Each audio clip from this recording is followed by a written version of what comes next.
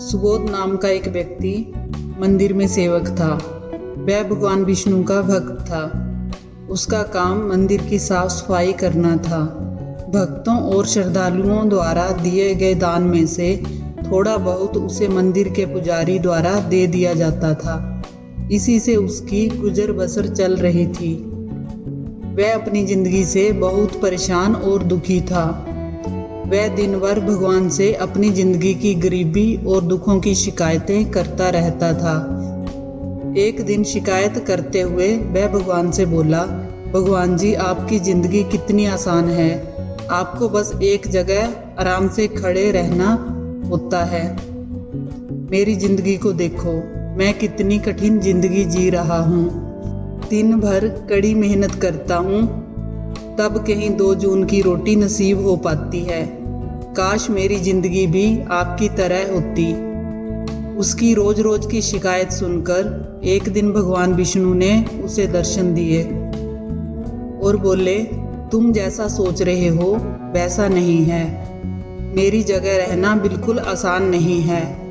मुझे बहुत सारी चीजें देखनी पड़ती हैं, बहुत सी व्यवस्थाएं करनी पड़ती हैं। ये हर किसी के बस की बात नहीं है। ये सुनकर सुबोध बोला कि भगवान जी, कैसी बात कर रहे हैं आप। आपका काम तो आसान ही है। आपकी तरह तो मैं भी दिन भर खड़े रह सकता हूँ। इसमें कौन सी बड़ी बात है। भगवान विष्णु बोले, सुबोध, तुम नहीं कर पाओगे। इस काम में बहुत धैर्य की आवश्यकता पड़ती है। सुबोध जिद करने लगा और बोला, मैं जरूर कर पाऊंगा। आप मुझे एक दिन के लिए अपनी जिंदगी जीने दीजिए। आप जैसा बताएंगे मैं वैसा ही करूंगा। उसकी जिद के आगे भगवान मान गए और बोले, ठीक है, आज पूरा दिन तुम मेरी जिंदगी जियो, मैं तुम्हारी जिंदगी जीता हूँ। लेकिन मेरी जिंदगी जीने के लिए तुम्हें कुछ शर्तें माननी होंगी।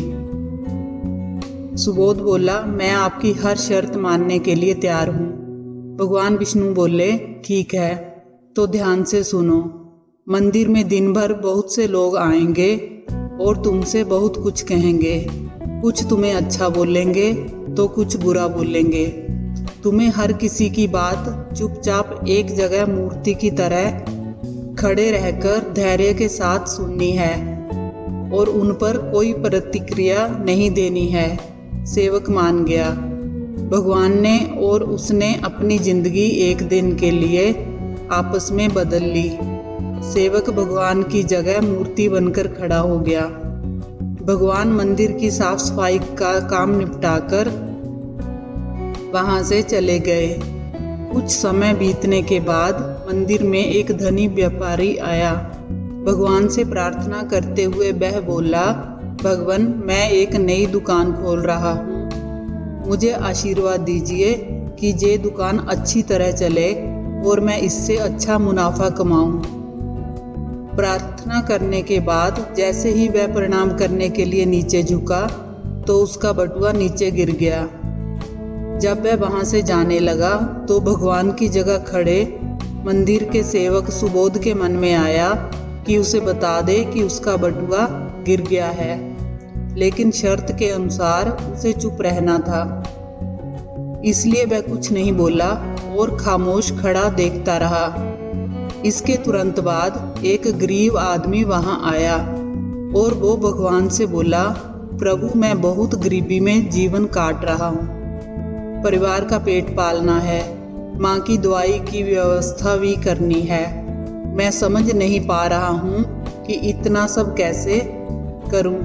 आज देखो, मेरे पास केवल 1 रुपया है। इससे मैं क्या कर पाऊंगा।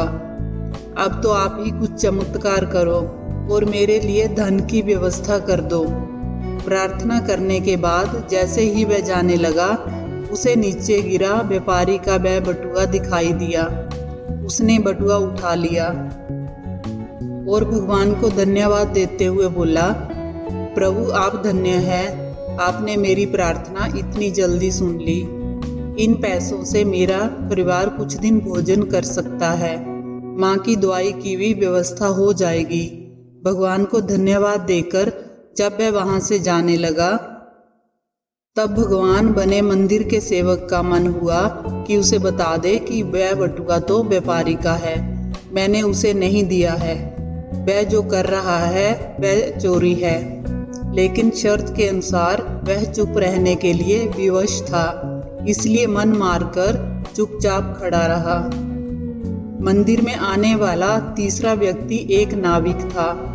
वह 15 दिन के लिए समुद्री यात्रा पर जा रहा था। उसने भगवान से प्रार्थना की कि उसकी यात्रा सुरक्षित रहे और वह सकुशल वापस आ सके। वह प्रार्थना कर ही रहा था कि धनी व्यापारी वहां आ गया। वह अपने साथ पुलिस भी लेकर आया था। नाविक को देखकर वह पुलिस से बोला, मेरे बाद यह व्यक्ति मंदिर में आया है, जरूर इसने ही मेरा बटुआ चुराया है, आप इसे गिरफ्तार कर लीजिए। पुलिस नाविक को पकड़कर ले जाने लगी। भगवान बने सुबोध को अपने सामने होता हुआ ये अन्याय सहन नहीं हुआ। शर्त के अनुसार उसे चुप रहना था, लेकिन उसे लगा कि बहुत गलत हो चुका है। यदि अब मैं चुप रहा तो एक बेकसूर आदमी को व्यर्थ में ही सजा भुगतनी पड़ेगी। उसने अपनी चुप्पी तोड़ते हुए कहा, आप गलत व्यक्ति को पकड़कर ले जा रहे हैं। इस व्यापारी का बटुआ इस नाविक ने नहीं बल्कि इससे पहले आए एक गरीब व्यक्ति ने चुराया है। मैं भगवान हूँ और मैंने सब देखा है। भगवान की बात पुलिस कैसे नहीं मानती। उनकी बात मानकर उन्होंने नाविक को छोड़ दिया और उस गरीब आदमी को पकड़ लिया जिसने बटुआ लिया था। शाम को जब भगवान वापस आए तो सुबोध ने पूरे दिन का वृतांत सुनाते हुए उन्हें गर्व के साथ बताया कि आज मैंने एक व्यक्ति के साथ अन्याय होने से रोका है। देखिए, आपकी जिंदगी जीकर आज मैंने कितना अच्छा काम किया है। उसकी बात सुनकर भगवान बोले, ये तुमने क्या किया? मैंने तुमसे कहा था कि चुपचाप मूर्ति बनकर खड़े रहना, लेकिन वैसा ना कर तुमने मेरी पूरी योजना पर पानी फेर दिया।